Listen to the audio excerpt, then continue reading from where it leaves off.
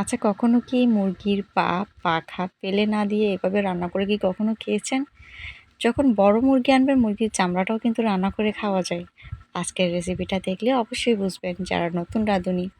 আমি কিন্তু আগে খেতাম না। যখন একবার রান্না করে খেয়েছিলাম এর প্রেমে আমি কিন্তু পড়ে গিয়েছি। তো মাঝে মধ্যে কিন্তু আমার বাসায় এই রেসিপিটা হয়। একদম এত যে মজার হয় আপনি না খেলে বুঝবেন না। আজকে ভিডিওটি দেখলে অবশ্যই উপকার হবে আপনাদের জন্য। মুরগির মাংস নিয়ে আমরা অনেকেই কিন্তু পা, পাখা, চামড়া এগুলো কিন্তু ফেলে দিই। এগুলো ফেলে না দিয়ে কিন্তু জমিয়ে রেখে চাইলে আপনি এভাবে একবার রেসিপিটা ট্রাই করতে পারেন। সাথে থাকুন। ধন্যবাদ।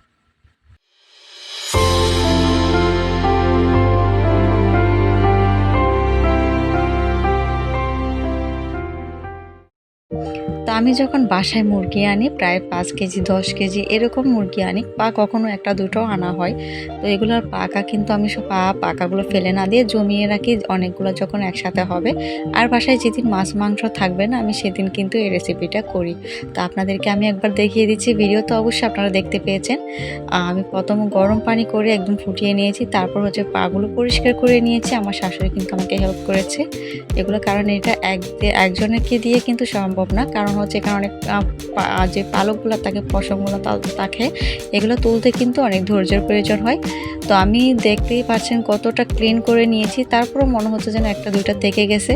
তো আমি এগুলো ধুয়ে কিন্তু আবারও কিন্তু একদম রান্নার আগে ভালো করে একদম ফাইনাল চেকটা করে নিয়ে তারপর রান্না করতে দিয়েছি। আপনি যদি বাসায় এগুলো আগে না খেয়ে থাকেন তাহলে আমার রেসিপিটা ফলো করে একবার রান্না করেন, দেখবেন যে অবশ্যই ভালো লাগবে। আর আপনি কিন্তু এগুলো কিন্তু ভালো জিনিস, এটা ফেলে দেওয়ার জিনিস না। আমরা মাংস খাই কিন্তু অনেকেই কিন্তু এই পাকা মুরগির যে অবশিষ্ট অংশটা থাকে মাংস নেওয়ার পরে এগুলো কিন্তু ফেলে না দিয়ে এইভাবে রান্না করতে পারেন। এগুলো কিন্তু অনেকভাবেই রান্না করা যায়। তো আমি আজকে আপনাদের সাথে একদম ভুনা ভুনা করে রান্না করে দেখাবো, ঝোল ছাড়া। আর ঝোল দিয়ে খেতে তেমন একটা কিন্তু ভালো লাগে না।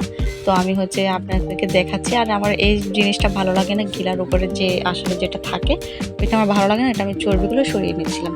তো রান্না করতে বেশি কিছু প্রয়োজন হচ্ছে না, দেখতেই পাচ্ছেন। আমি কিন্তু আদার পরিমাণটা একটু কম দিয়েছি, কারণ আদা বেশি দেওয়ার কোনো দরকার নেই, এটা খুব তাড়াতাড়ি সেদ্ধ হয়ে যাবে। তো আদাটা আমি কম দিয়েছি, রসুন দিয়েছি, তারপর একটা বড় সাইজের হচ্ছে পেঁয়াজ দিয়েছি, দুইটা হচ্ছে লাল টমেটো নিয়েছি পাকা পাকা।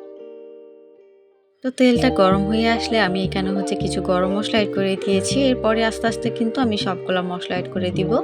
আমি আপনাদেরকে আগেও দেখিয়েছি।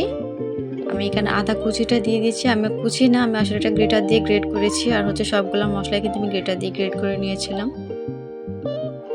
তো আমি কিছুক্ষণ হচ্ছে নেড়ে চেড়ে এগুলো কষিয়ে নিব।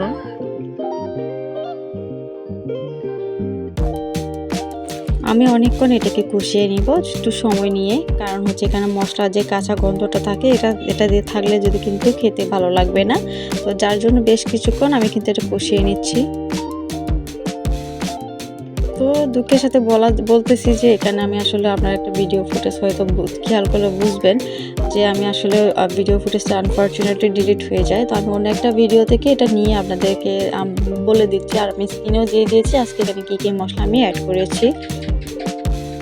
এখানে আমি দিয়েছি হচ্ছে মরিচের গুঁড়া পরিমাণ বুঝে, আপনারা আপনাদের পরিমাণ মতো যতটুকু খেতে পছন্দ করেন ততটুকুই কিন্তু দিবেন। আমি কিন্তু এখানে কোনো মেজারমেন্ট করে দিই নাই, তো হচ্ছে আপনারা আপনাদের পছন্দ মতো দিয়ে দিবেন। কিছুটা চিকেন যেভাবে রান্না করেন বাসায় এভাবে, তো কথা দিচ্ছি এভাবে একবার রান্না করে দেখেন, খেতে অনেকটা মজা হবে। চিকেন উইংস আর চিকেন লেগ দিয়ে যে এত সুন্দর একটা রেসিপি হয় সেটা আজকে আপনারা শেষে কিন্তু দেখতে পারবেন। তো আপনাদের কাছে আবারও রিকোয়েস্ট থাকবে, যারা এতটুকু চলে এসেছেন লাইক দিতে ভুলে গিয়েছেন একটা লাইক দিবেন। আর যারা চ্যানেলটা নতুন, চ্যানেলটা সাবস্ক্রাইব করতে ভুলে গেছেন, আপনারা চাইলে যদি ভালো লাগে চ্যানেলটা সাবস্ক্রাইব করে বেল আইকনটা প্রেস করে দিবেন, যেন এই ভিডিও দেওয়ার সাথে সাথে নোটিফিকেশন আপনারা পেয়ে যান। তারপর আমি টমেটোটা দিয়ে নিচ্ছি। এই পর্যায়ে এসে টমেটো দেওয়ার পরে আরও কিছুক্ষণ আমি কষিয়ে নিব, টমেটোটা যেন একটু নরম হয়ে আসে।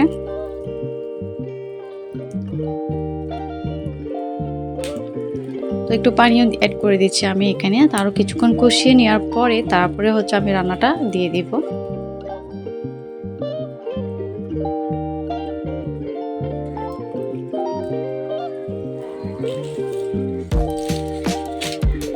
তো এই পর্যায়ে এসে আমি একটু লবণও দিয়ে দিলাম।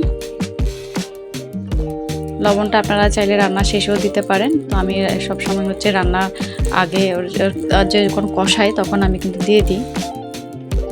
তো এই হচ্ছে আমার আজকের রান্নার মূল উপাদান। আমি হচ্ছে এগুলো হচ্ছে তারপর ভালো করে আবারও একটু ফাইনাল চেক করে নিব। আর যদি কোনো পশম টশম থেকে যায়, অনেক সময় দেখা যায় অনেক পরিষ্কার করার পরও মাঝে মধ্যে একটা দুইটা থেকে যায়। তো আমি এটা আবারও চেক করে নিচ্ছি এখনও। তো দুই একটা দেখেছিলাম, যার জন্য আমি আবার ওগুলো একটু ক্লিন করেছিলাম। আসলে এটা অনেক সময়ের প্রয়োজন, অনেক ধৈর্যেরও প্রয়োজন, সময় নিয়ে করবেন। যেদিন বাসায় রান্নাবান্না কম থাকবে বা যেদিন হচ্ছে আপনার বাসায় মানে কোনো একজন মানুষকে পাবেন যে মানে এটা আপনাকে হেল্প করবে, ওইরকমভাবে আপনারা করবেন, কারণ এটা একটু সময়ের প্রয়োজন, তো এই জন্য। তো আমি হচ্ছে তারপর হচ্ছে আগেও যে রেখে দিয়েছিলাম, তো এখন নিয়ে নিচ্ছি সবগুলো।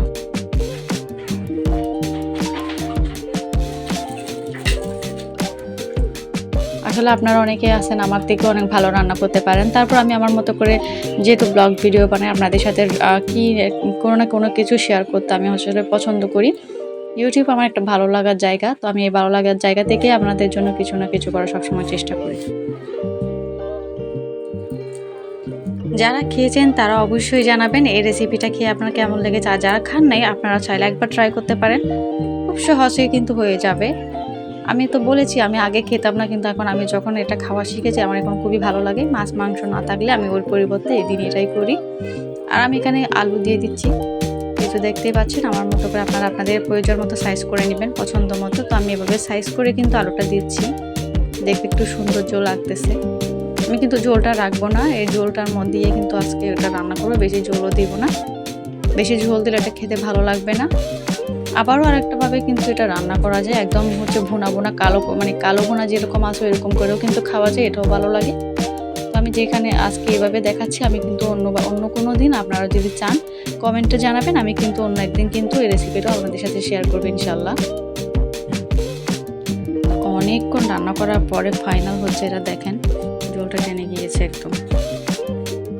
আমি ঝোলটা এভাবেই রেখেছি, তারপর আমি গরম গরম একদম গরম ভাতের সাথে পরিবেশন করব।